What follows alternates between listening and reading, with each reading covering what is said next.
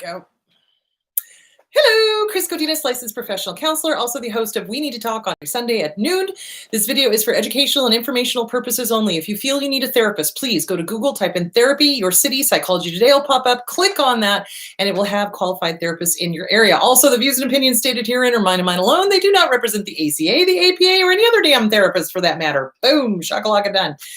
Okay, let's see. Couple of announcements. So I have canceled Portland. I am pretty much not planning on touring until there is some sort of resolution to this whole COVID thing, which is no bueno.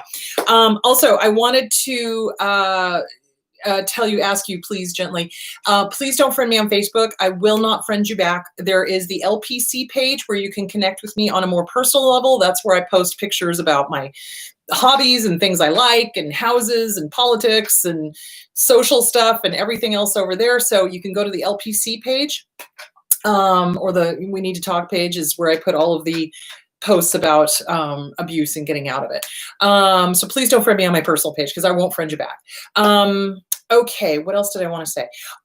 Susanna Quintana. Susanna Quintana is your girl. If you are not in the state of Arizona, because I can't counsel people outside of Arizona because of the licensure laws. So if you are in an abusive relationship and you need an expert to help get you out or to help deal with the aftermath of it, it is Susanna Quintana. So SusannaQuintana.com. Also, if you are looking for my book list, you can go to We Need to Talk on Facebook, and it will be in the notes section, and it lists all of the books I think I have ever spoken about. And there's a few in there that I didn't get in there yet, but I'll go and update it.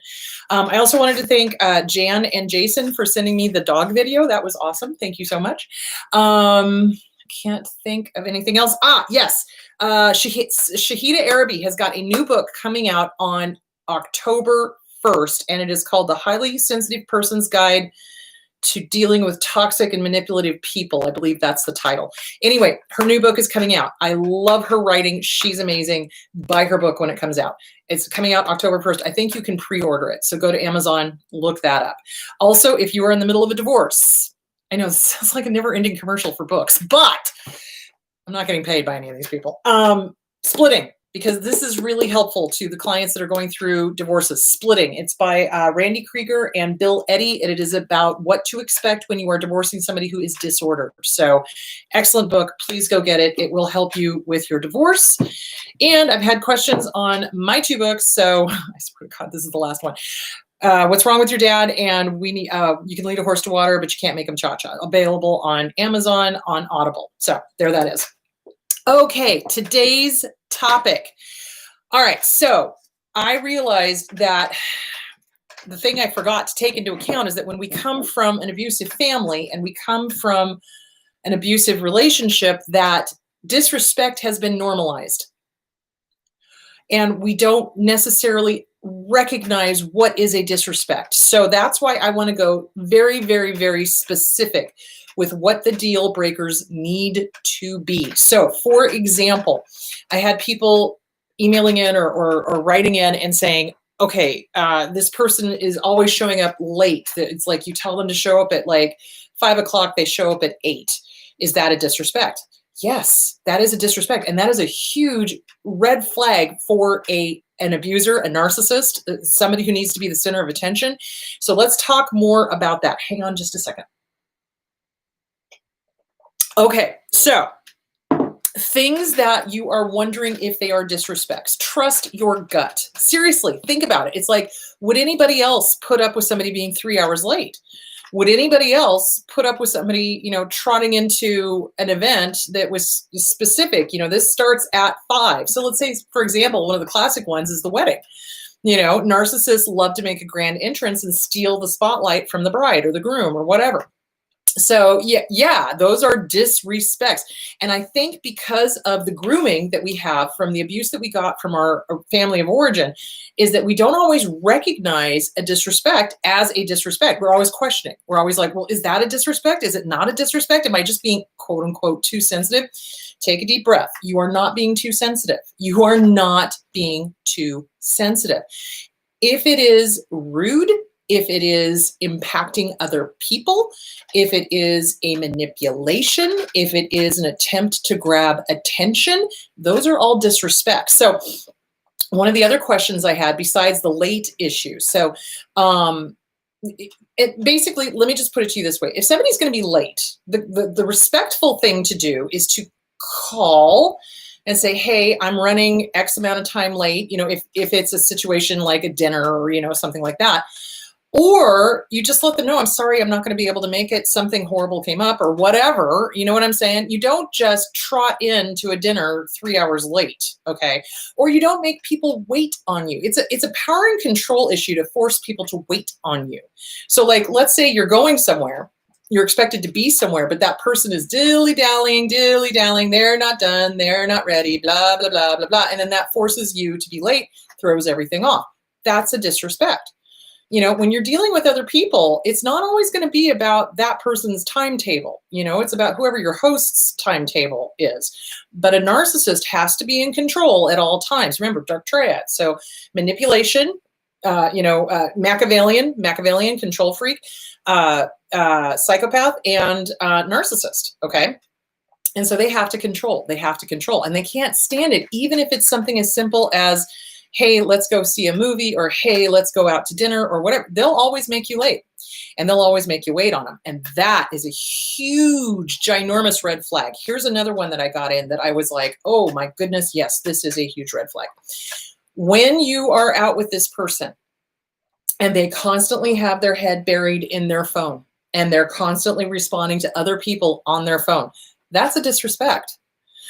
That's a disrespect. It's like you don't ignore the person you're with and bury your head in the phone. Now, I've seen this both with abusers and with the targets of abuse. So here's what's going on with the targets of abuse, just so we can separate out, what the heck's going on.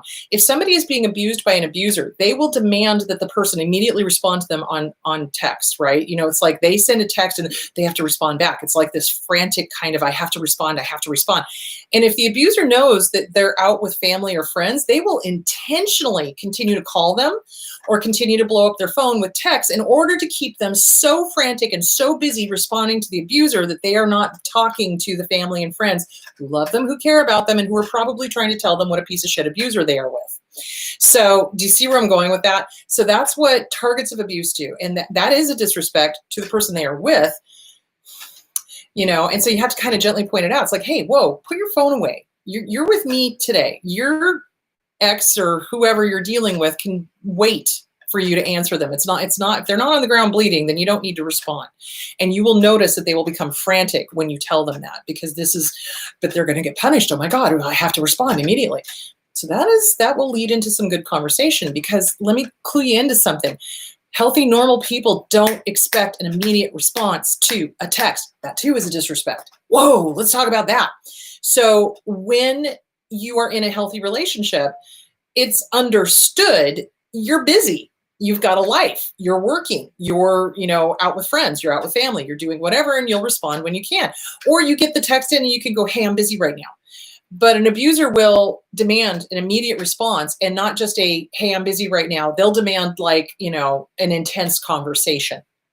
That's a disrespect. So, and these are things that I don't think we understand coming out of an abusive relationship, whether that be with a romantic partner, a friend, a boss, or a family, because I don't think that anyone ever really explained to us what disrespect is. So it's anybody who doesn't value your time.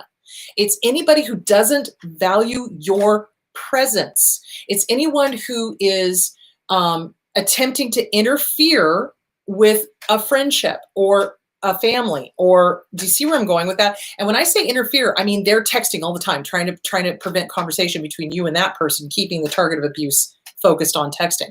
So I wanted to go back into some more specifics. So there was a great article on Psychology Today called "How Toxic Is Your Family?" So here are some things that you should look for. Anyone who is a gossip, that should be a deal breaker. That should absolutely be a deal breaker. You do not want to put up with gossiping, because guess what? If they're gossiping about some other person, they are also going to be gossiping about you.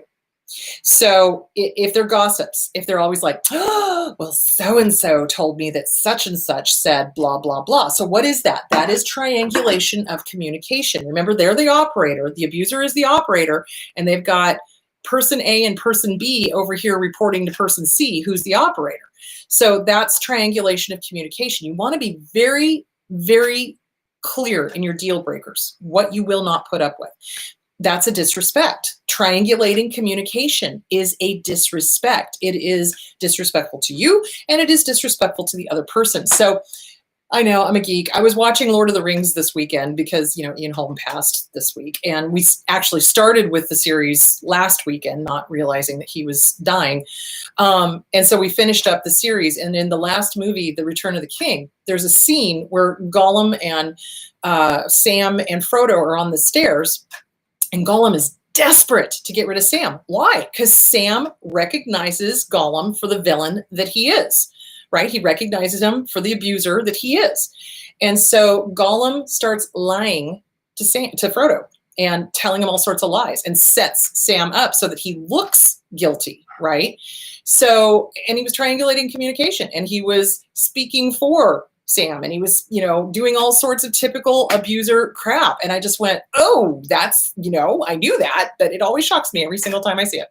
Anyway, and of course, Frodo fell for it temporarily. So, it's that kind of thing. That's all disrespect. That is all disrespect, which is different from family and friends going, look what your abuser is doing. Your abuser is isolating you, because that's true. Your abuser is lying to you, because that's true. Do you see where I'm going with that? But when we're in the fog, sometimes we have a really hard time recognizing what is disrespect and what isn't. And we allow the abuser to whisper in our ear and twist it so that we think that the people who love us are the ones who are trying to abuse us, when in fact, it's the abuser who's whispering in our ear all this poison. So anyway, gossip, that is a disrespect. Things said in jest are often meant. You need to watch for just kidding, okay? They say horrible things, and then they say, oh, I was just kidding. That's called passive aggressive. That's called fuck you, bitch.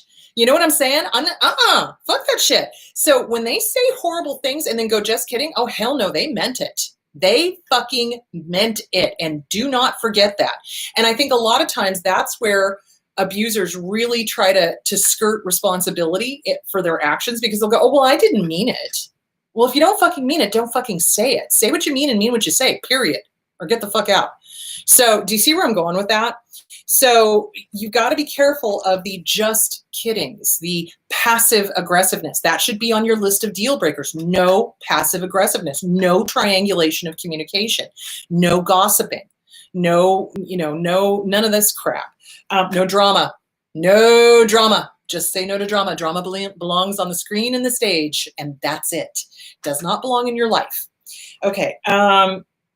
They don't allow you to change. So this is a huge deal breaker. So let's say you are deciding to go back to school, and they do everything they can to talk you out of it, or they do everything they can to sabotage it, or you just finally saved up enough money to go back, and suddenly they need dental work and you need to pay for it.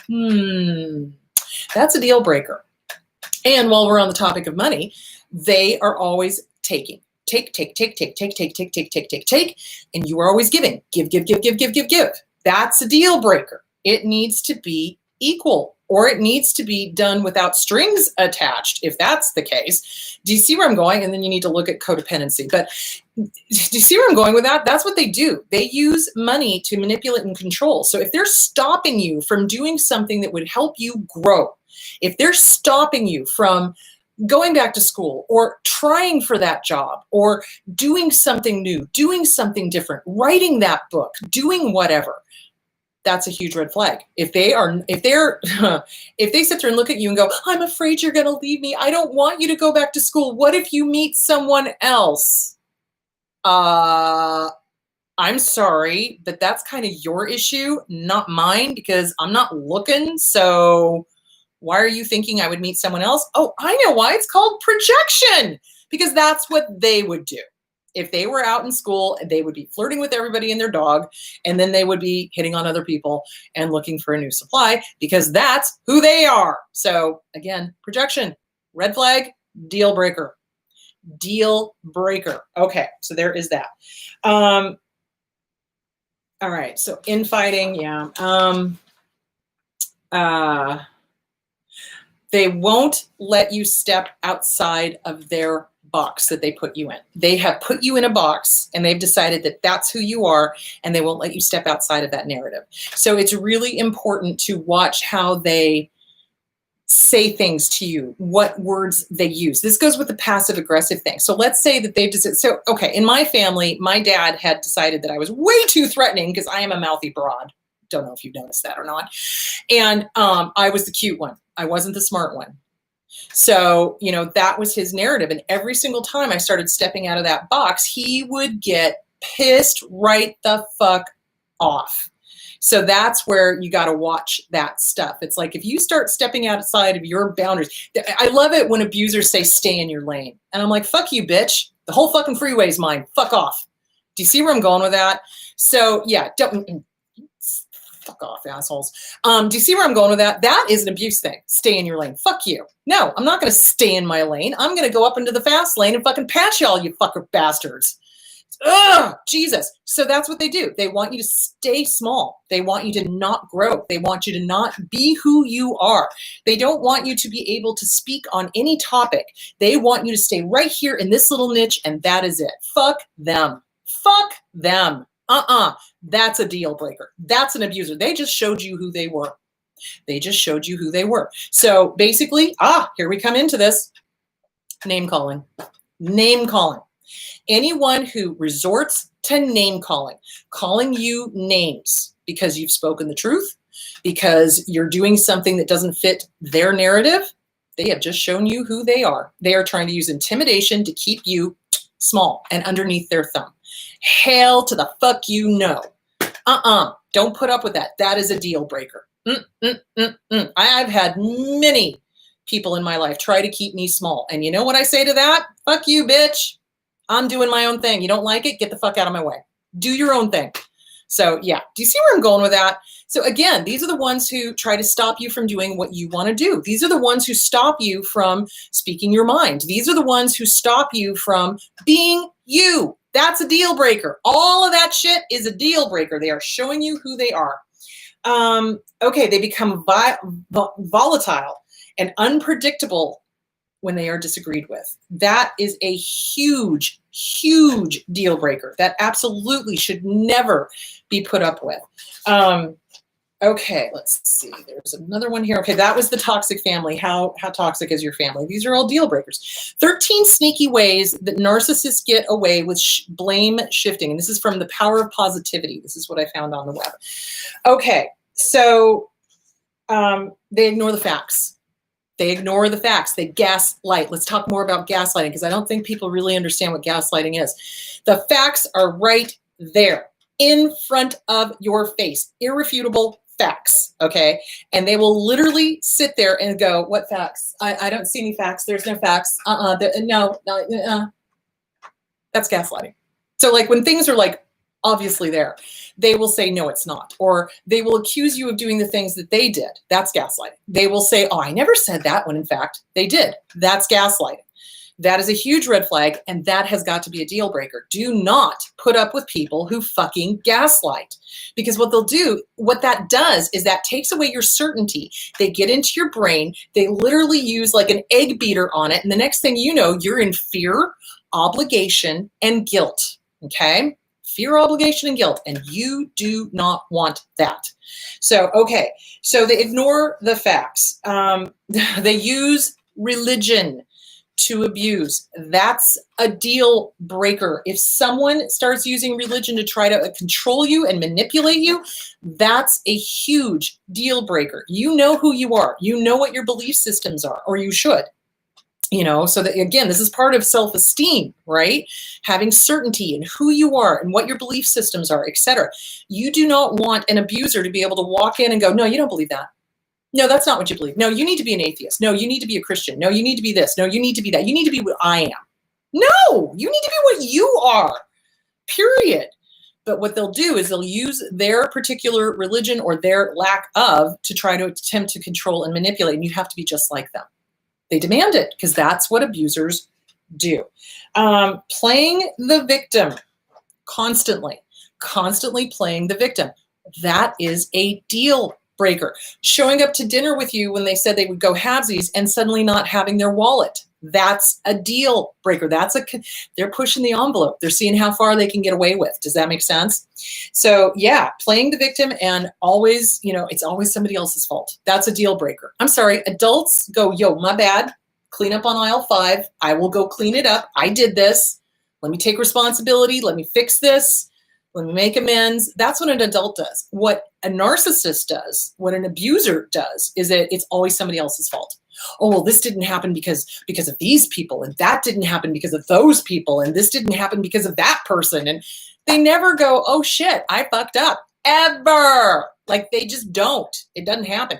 Not apologizing. That's a deal breaker. A true apology is changed behavior. So when an abuser apologizes, and I'm using little bunny foo-foo ears here, they do the I'm sorry, but I'm sorry you made me, I'm sorry, I'm not sorry, whatever their bullshit is. A true apology is, holy shit, I fucking hurt you and I know it.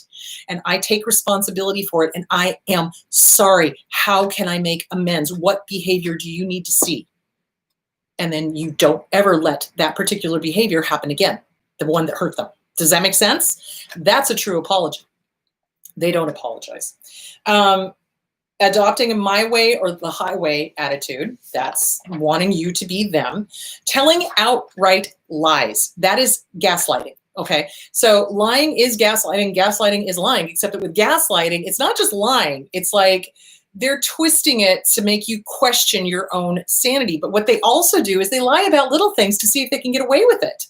They'll tell outrageous lies to see if they can get away with it. It's fun for them. Why? Because they're probably antisocial personality disorder on top of everything else.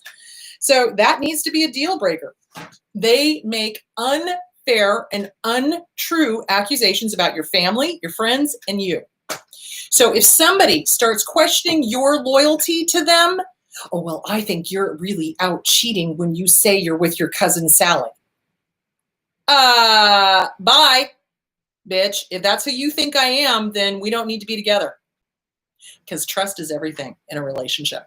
Narcissists don't trust. Why? Because that's what they would be doing. They would be out cheating. They would be out stealing. They would be out lying, et cetera, et cetera, et cetera. Acting very, very, very self-centered. It's all about them. There's no room for anybody else. That is a deal breaker. Stealing. Let's talk about that. I posted something on Facebook the other day about a psychopath mother who fucked up her child's credit because she stole their identity when they were teenagers and opened a whole bunch of credit cards, never paid them, bought stuff, never paid it, defaulted, et cetera, et cetera, et cetera. Then the kid, turns 21, goes out to open up a credit card, and lo and behold, there's a credit agency after them. Okay. And it's like shit. And then the poor kid had to call the police, file a police report. The mom ended up in jail. And of course there was a whole bunch of drama about that. So stealing from your children, not being honest with your children, replacing the children with the new supply.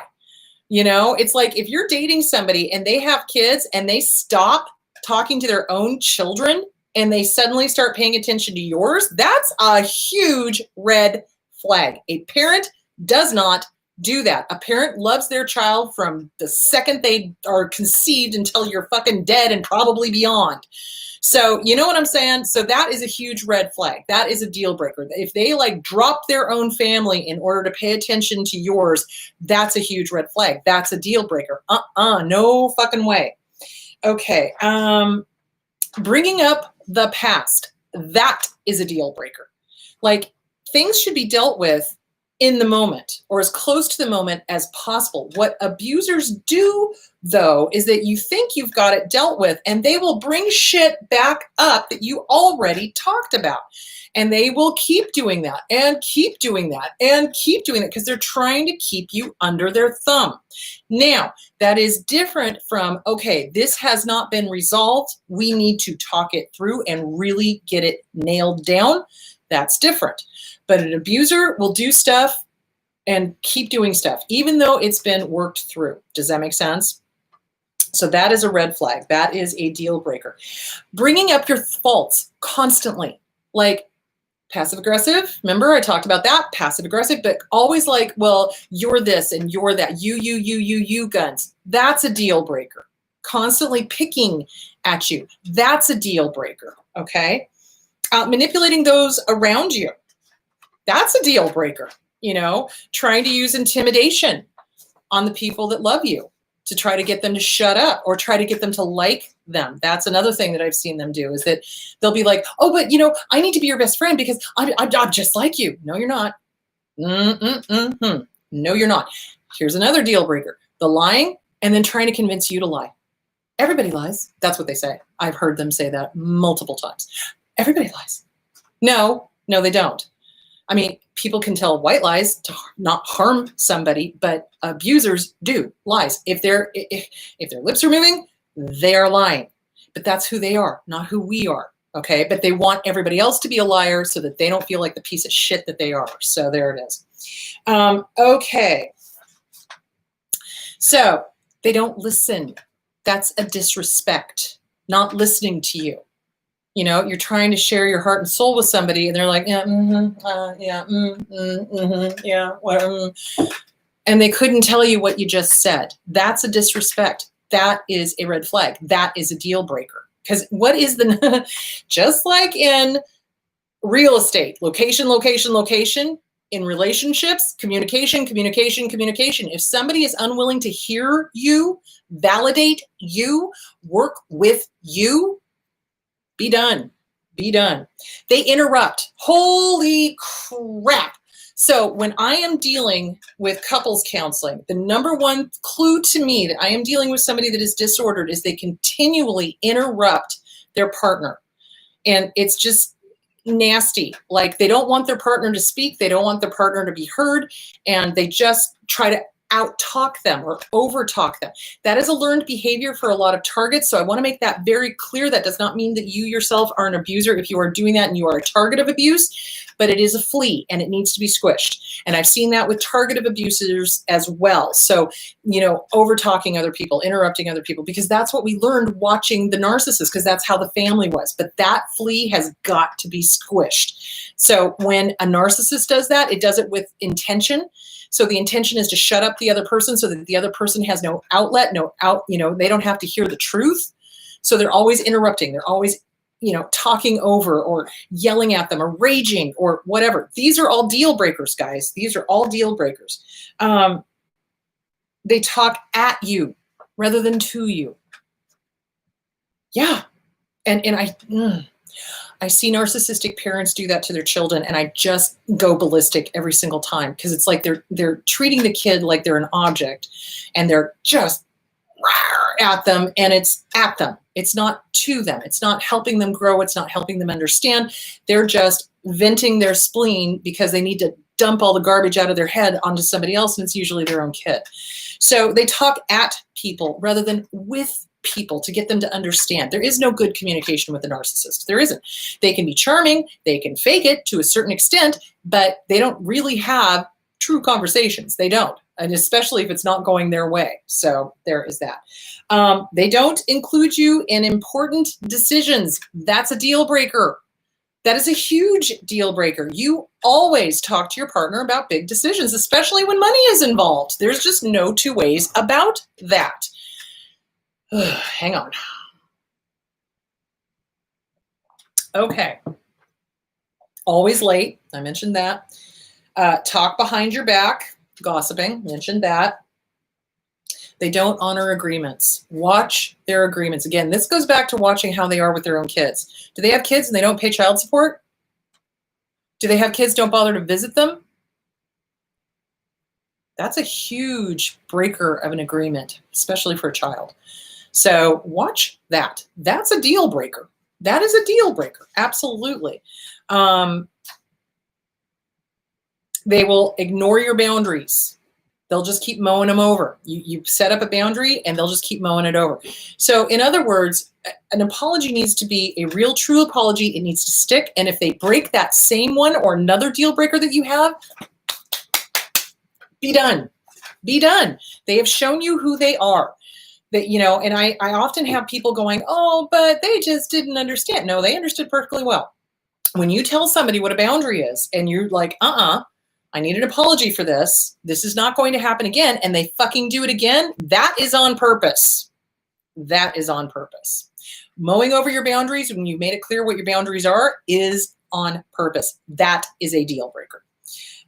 Okay. Dismissive behavior. They laugh at your emotions or they get angry at your emotions. That is a deal breaker. They need to be empathic.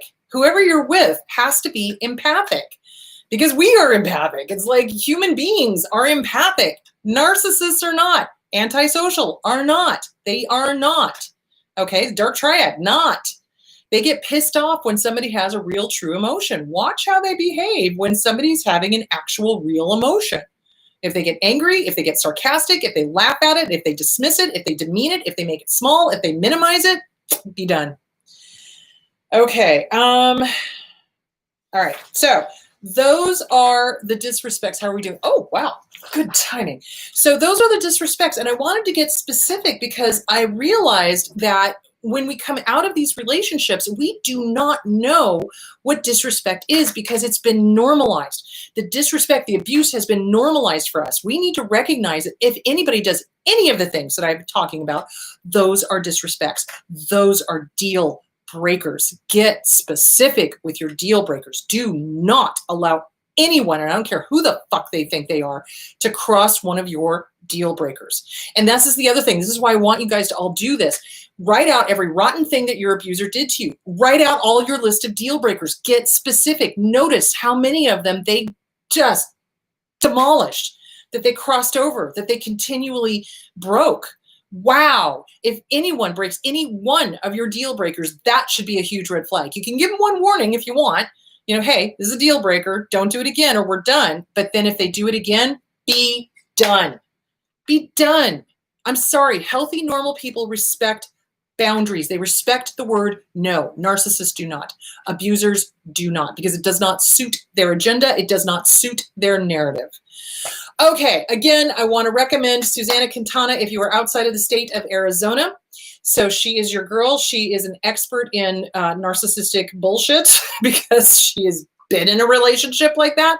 So if you're having to deal with a divorce and you need somebody to help you kind of navigate that whole thing, she is your girl. SusannaQuintana.com. All right, I am going to take questions. So hang on. Let me get back over to my other screen. Okay.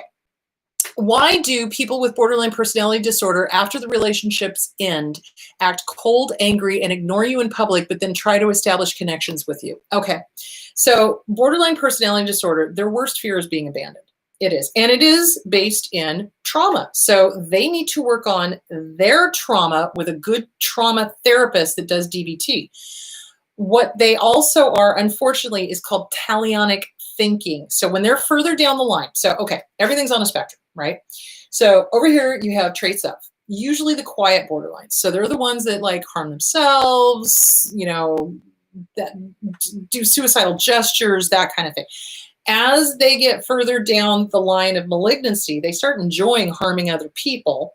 And then they become outright malignant and they become vindictive and they become talionic. So the talionic thinking, so let's talk about this.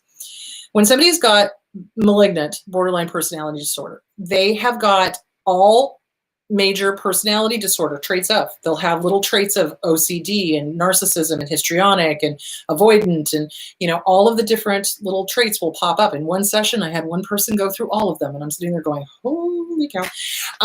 Because it's sad to watch because you're just like, wow, this is not healthy.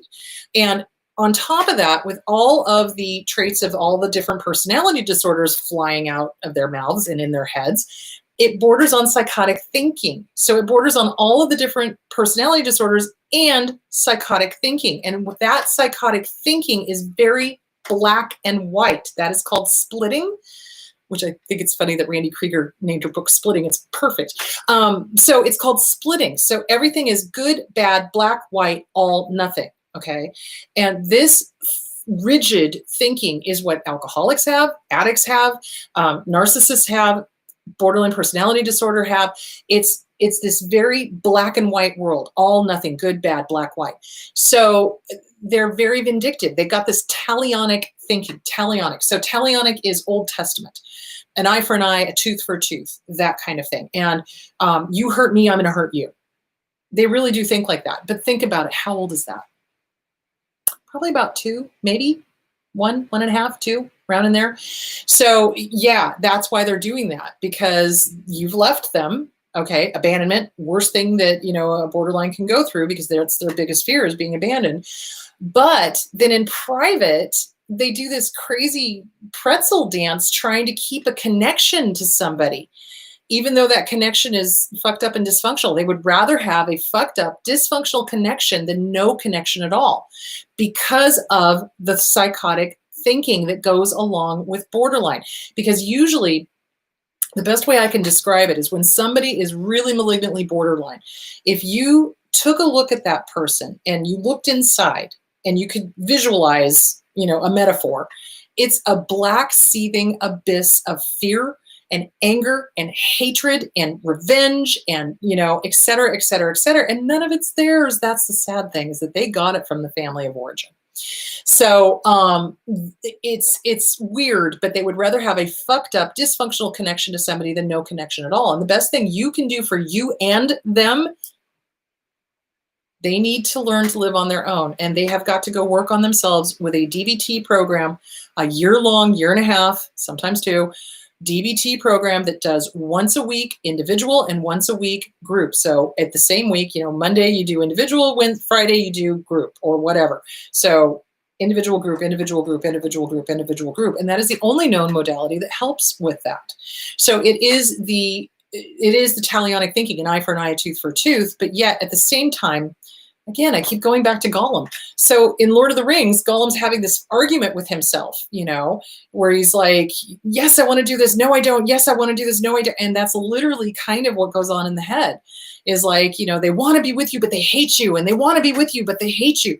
And really it has more to do with them and their family of origin than it does with you. So the best thing you can do is go no contact, block, block, block, block, block. If you see them in public, don't acknowledge them. Just go about your business. They've got shit they got to work on. So there that is. So that's that. All right. Question. Is it disrespectful for someone to show up late when they have ADHD and it just seems like something they have issues with? People with ADHD do have a problem with staying on time. That is true. However, they need to work on that.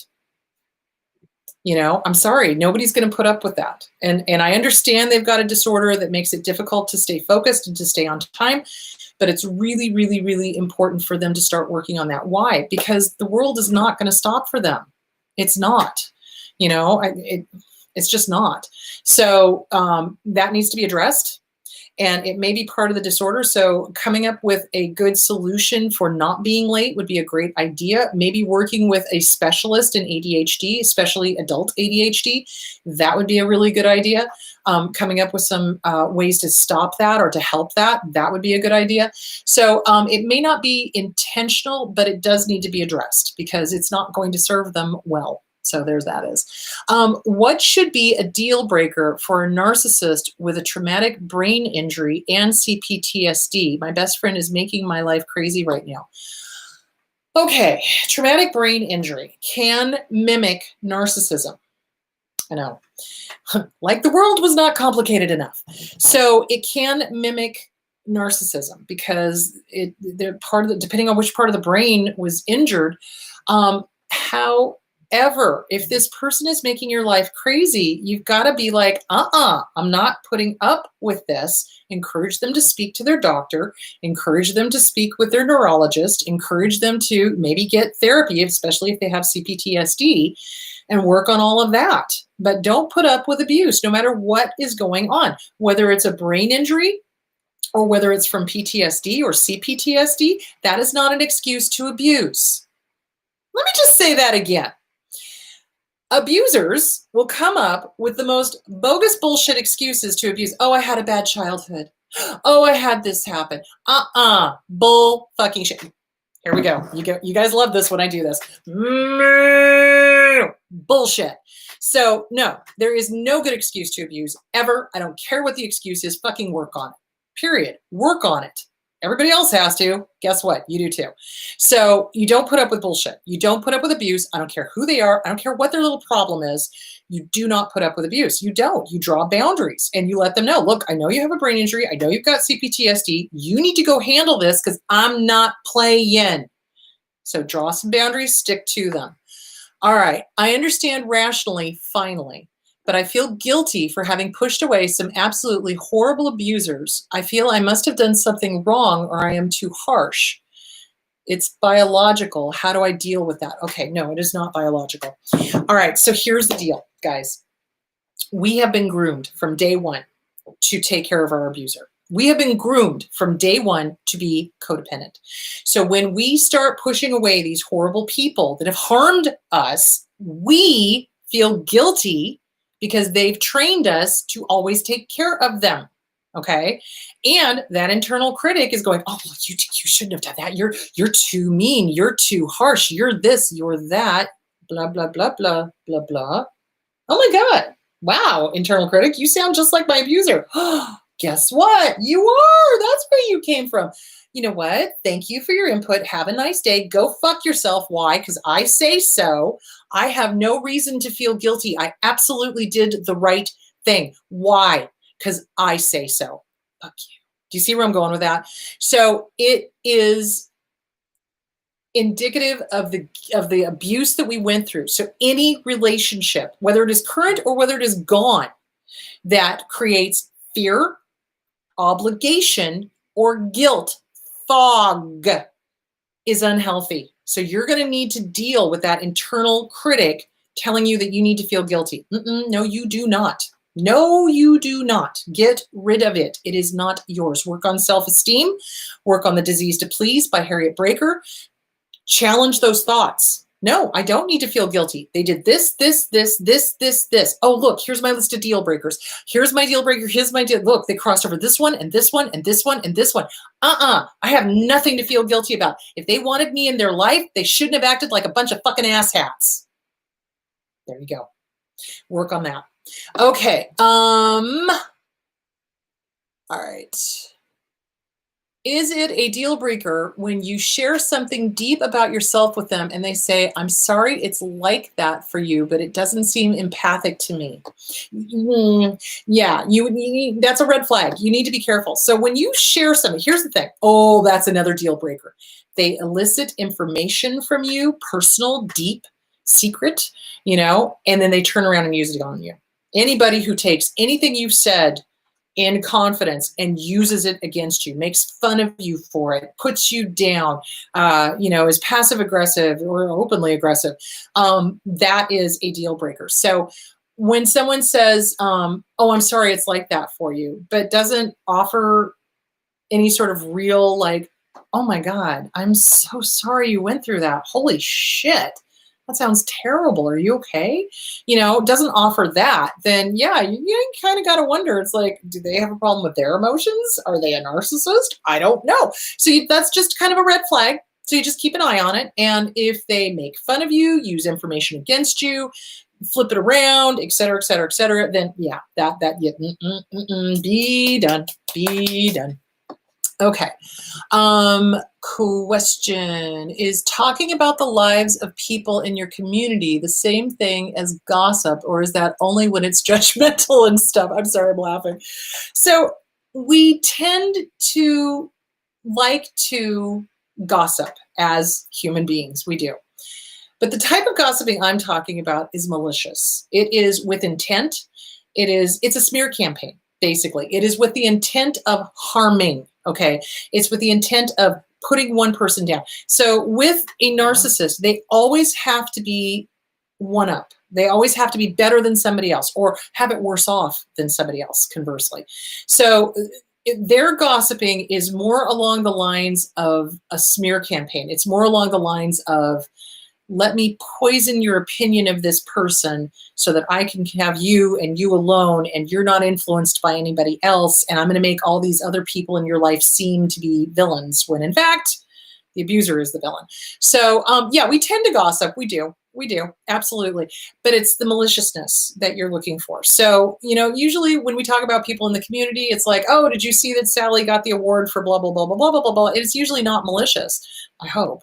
But if it's malicious, then that's, yeah. And judgmental, yeah, that's the realm of abusers. Because think about it. I mean, it's like, one of my favorite quotes from the Bible is, let he who was not sinned cast the first stone. It's like, not a lot of people remember that one. Oh boy. And narcissists specifically do not. So you want to watch for the maliciousness. What's the intent? What's the intent? So if it's malicious, then, and it's really judgmental and it's mean, then yeah, no, no, it's, no, yeah, no. Okay. Question. How can I tell the difference between an emotional flashback and grieving something from the past? So a flashback feels like it's happening right here, right now, right here, right now. Because remember, it's the amygdala. Okay. So when the amygdala is triggered by a thought, a smell, a hearing something, seeing something, an emotion, anything, this guy lights up like a Christmas tree, tells the hippocampus, hypothalamus, oh my God, we need cortisol. Body releases cortisol. Now we're tensed up. We're taking puffy little breaths. Oh my gosh, a racing heart, pounding heart, racing thoughts. Puffy little breaths tells another part of the brain, holy shit, we're going to die. And then that tells the adrenal gland that sits on top of the kidneys to release everything at once. Boom, now we've got all this energy and it feels like it's happening right here, right now. Oh my God, this feels just like when I was abused. So for example, this is why I tell people, limit your viewing of the news. So some people are being very triggered by everything that's going on right now. Why? Well, because it reminds them of maybe an abusive episode that happened in their past. So it feels like here and now. It feels like here and now because the amygdala can't tell the difference. The amygdala cannot tell the difference between a thought, a real event, an emotional thought, a real emotion event, daydreaming about something or some shit that's happened in the past. It's all here and now to the amygdala. So when we're having a flashback, it is like, oh my God, this is, oh, wow. And this happened to me when I was, and it's like it's happening. It's almost like you're watching it happen like a movie in your head kind of thing. And the body can have the same responses and everything. So that's a flashback. Grieving something from the past is where you bring it up and you work it through. And there's not that, how do I explain that? There's not like that autonomic response. It's not like that cascading series of events like from amygdala to hippocampus, hypothalamus, to the cortisol, to the adrenaline, to the, and it's not like it's here now, here now, here now, here now. It's more like, oh, I'm working through this grieving process. Wow, this is an event from the past, and I know it's in the past, and it's not in the present, and I'm working through it. So the difference is with flashback, an emotional flashback, is it's here now. And it's like we can't tell the difference between what the real triggering event was, like the original event, and what we're getting triggered with now. It's like it's happening right here, right now. It's almost like a movie playing. So hope that answers your question. If you have more questions on that, you can always look up PTSD and the symptoms and look up flashbacks and go to the Mayo Clinic. That's a good place to get a lot of good information. Okay, what to do if the narc does not believe me that I will ever block him for good since I have blocked them and then unblocked them. I just can't block him permanently. I don't love him, but I am addicted. Okay, so here's the deal. It doesn't matter what the narc believes. You got to go no contact. You got to go, just like a drug addict, you got to go no contact. You got to go cold turkey. So every time you unblock them, you give them the opportunity to continue to create chaos in your life. We are addicted to the chaos. We are. When we come out of a family system like that and we get together with another abuser, we become addicted to the chaos. And that's why we keep unblocking them. It's because there's some little kid into your inner child that thinks that we can save them, fix them, make it better. If we can make them love us, we prove mom and dad wrong, whatever the issue is. So my suggestion would be block. Absolutely block. And anytime you are tempted to unblock, you contact somebody who is going to talk you off the ledge, because it's an addiction. It is. It's an addiction. We're not addicted to the abuse. We are addicted to the person. We're addicted to the chaos. So you've got to get rid of that. You deserve better. This is a self-esteem issue. This is truly a self-esteem issue. I am going to encourage you strongly to get with a good trauma therapist and work on self-esteem. If you cannot afford a therapist, then you go get the Self-Esteem Workbook by Glenn Schiraldi. Start reading it. Or you go get You Are a Badass by Jen Sincero. You also want to get The Disease to Please by Harriet Breaker. And you probably are going to want to get the Inner Child Workbook by Catherine Taylor. And you're also going to want to get CPTSD from Surviving to Thriving by Pete Walker and start working on all of these issues. Why do you keep thinking you deserve this? You don't. You don't. You do not. Do not, do not, do not. And you can't change them. You can't save them. You cannot fix them. It is beyond your means. So the only person that can fix them is them, and they don't want it. So there it is.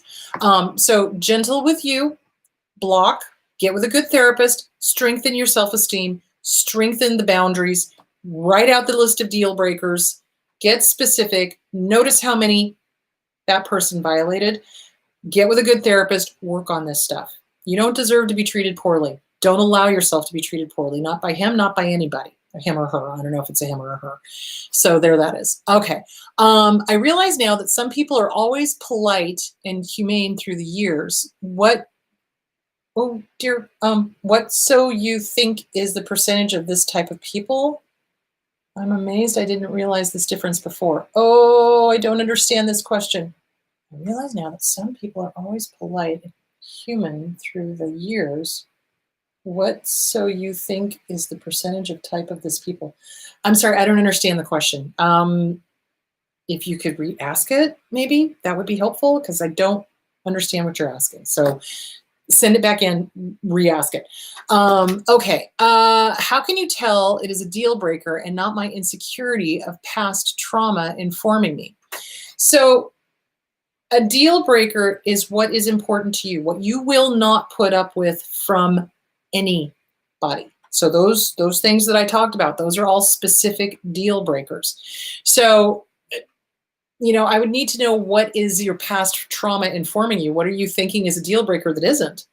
You know, so you need to really think about what you will not put up with. I will not put up with disrespect. Somebody comes onto one of my channels and starts name calling and get in your lane and all of that crap. I ban them.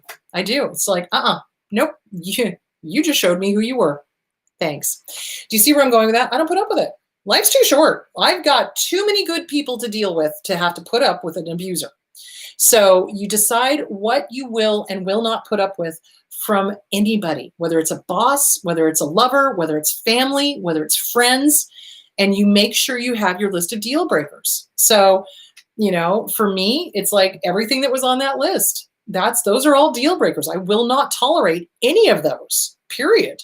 So you figure out what is important to you. Maybe getting with a therapist would be a good idea for you so that you can truly separate out what you're afraid that you're making a deal breaker that isn't a deal breaker, but might really be a deal breaker. Do you see where I'm going with that? It's like, get with a good therapist. Get with a good therapist. Certainty.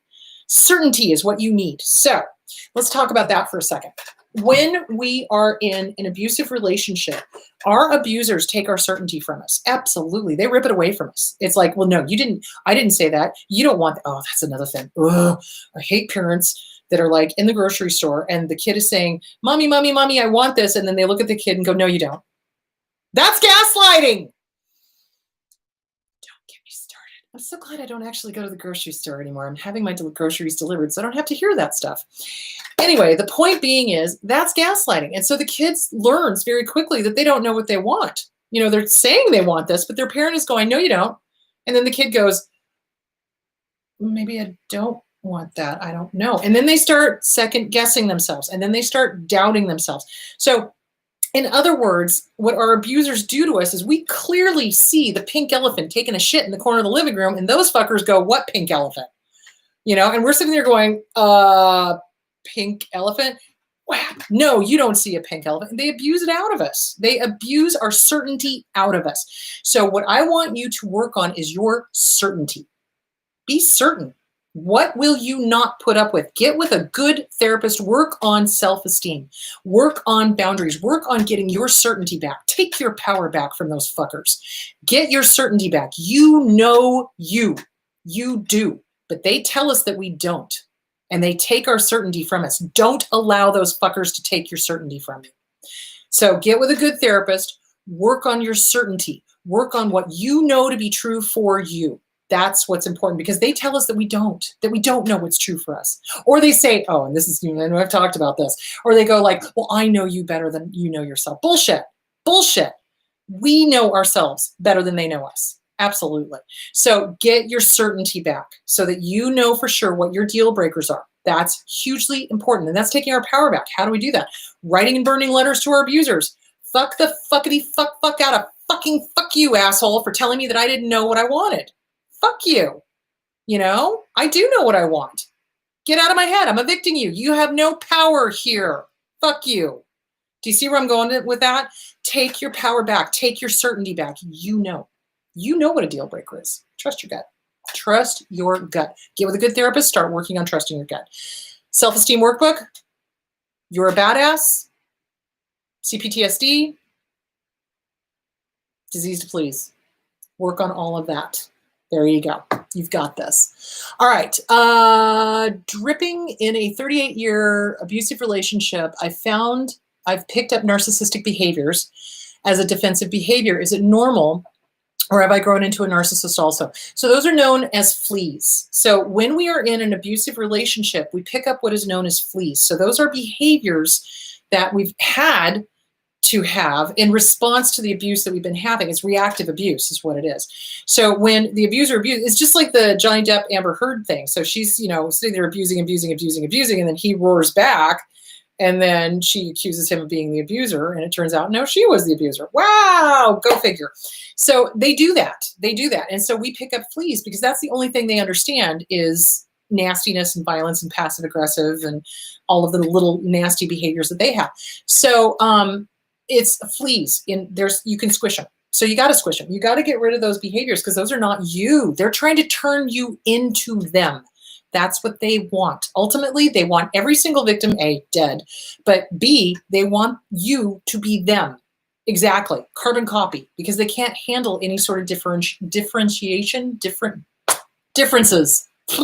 They can't handle differences. They can't handle somebody having their own opinion or their own way of thinking or their own whatever. So that is their way of trying to turn you into them. And then ultimately they want us dead because they hate themselves and they hate everybody else. And they hate anybody who loves them because they're hateful. So yeah. So those are fleas. Get with a good therapist.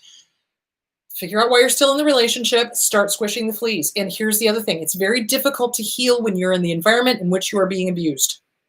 Why? Because it's a habit. Habit. When they rage, we rage back at them. Woo, habit. And going from raging to gray rock is difficult, not impossible, but it is difficult. And then they will start wondering why you're not raging at them. And then they'll keep poking the bear worse. And they start doing other things to try to get it back to the status quo.